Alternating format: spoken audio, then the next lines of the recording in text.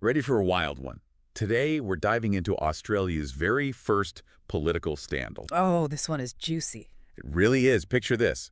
Thanks. Early 1820s Sydney. The colony is still finding its feet, right? A brand new world. Exactly. But some things never change. We're talking power, forbidden love. And enough gossip to make your head spin. This story's got it all. It really does. What makes this scandal so fascinating, wouldn't you say, is how quickly a private affair, something, well, Scandalous. exactly, could turn into a full-blown public spectacle. Especially in a society as small and as hierarchical as early Sydney. I mean, everyone knew everyone else's business. Oh, absolutely. Secrets were the hottest commodity in town. So let's meet the players in our colonial drama, shall we? Let's. All right. Front and center, we have Governor Ralph Darling. Ambitious, image-conscious, Absolute. and determined to, shall we say, shape the colony in his image. Ruled with an iron fist, you could say. He certainly did. But behind every powerful man is... Ah, yes. Elizabeth Darling. And let me tell you, she was not content to just be the quiet wife at home. Oh, no. She was a force to be reckoned with. In every sense, a socialite, the queen of their little world. Navigating ambition in a world built for men. Now that's a story in itself. It really is. But hold on, because we have one more player to introduce in this little drama. Enter Captain John Piper, Dashing military officer, known for his charisma. the heartthrob of early Sydney, wouldn't you say? Oh, absolutely. Every bit the rogue.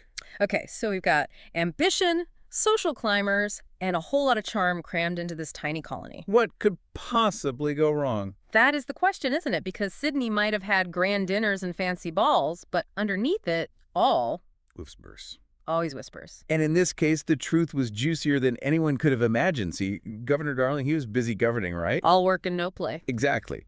But Elizabeth, she thrived on the social scene. As we said, quite the social butterfly. And this is where she and Piper connected. Sparks flew, you could say. Yeah. While the governor was busy governing, Elizabeth and John found themselves, shall we say, quite smitten with each other. Oh, the scandal. The rumors must have been flying. You can only imagine. But here's the thing. This wasn't just a harmless flirtation. This was serious stuff. High stakes indeed. Because remember, this was a society built on reputation, on appearances. A scandal like this, it could completely undermine the governor, even topple his career. Not to mention those secret letters, the hidden rendezvous. I mean, it wasn't a matter of if word got back to the governor, but when. And when it did, well, let's just say he wasn't too happy about it. No, I don't think anyone would be. Governor Darling was known for his temper, but this was personal? This was war.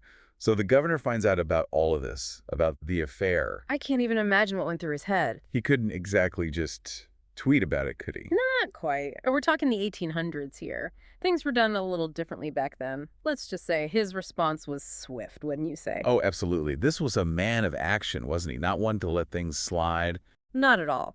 He accused Piper of misconduct, used his power to, well, to discredit his rival. A classic power play. Oh, absolutely. This was about more than just a personal slight. It was about authority, about maintaining control. Right, because if word got out that he couldn't even control his own wife. Exactly. It would undermine his entire position, make him look weak. So he goes on the offensive, tries to control the narrative, so to speak. Precisely. But here's the thing about scandals, isn't it? They have a life of their own. Especially in a place like early Sydney. I mean, this was a small town. Word spread like wildfire. And spread it did. Darling's actions, they did have consequences. Piper's career, Oh, it was over, wasn't it? ruined. His reputation tarnished. This wasn't just a slap on the wrist. This was social exile. It's hard to imagine that level of, well, public shaming these days. It was a different time. But that doesn't mean Darling emerged unscathed. He did get what he wanted, didn't he? I mean, Piper was out of the picture. True. But at what cost? The scandal, it captivated Sydney. It was the talk of the town, you see. People love a good scandal. They do, don't they? And this was a big one. The governor, the wronged husband, the charming rogue. It had all the elements of a scandalous drama. And let's be honest, it made Piper even more intriguing, didn't it? This whole fallen angel thing. Precisely. People, they sympathize with the underdog, even if that underdog, well, he wasn't exactly innocent in all of this. No, certainly not. But it's Elizabeth I feel for, caught in the middle of all this. Her story, it's a bit of a mystery. We know the marriage survived. Stood by her man, eh? She did, but what was going on behind closed doors? Did she forgive him, or was it more complicated than that? I imagine it would be. This wasn't just some lover spat. It was a public humiliation. And for Elizabeth, well, she had to live with the consequences, the whispers, the judgment. This wasn't just a personal drama. It was a scandal played out on a very public stage. With everyone watching. Exactly. Some people condemned Elizabeth, blamed her for the whole thing. While others, well, They saw her husband's actions as, well, as a bit hypocritical, Oh, wouldn't you say? I can see that. I mean, it's easy to judge from our perspective, but This wasn't about right or wrong. It was about power and about the very human tendency to, well, to err. we've all been there. And that's what makes this story so fascinating, isn't it?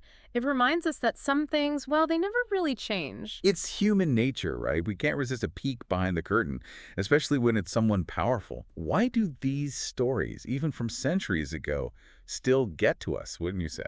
It's about power, isn't it? That tension between what we see on the surface and what's really going on underneath. It's like we want to see these people, these figures of authority, brought down a peg or two. Exactly. They're not so different from us, are they? They make mistakes, they have flaws. They're human, just like the rest of us.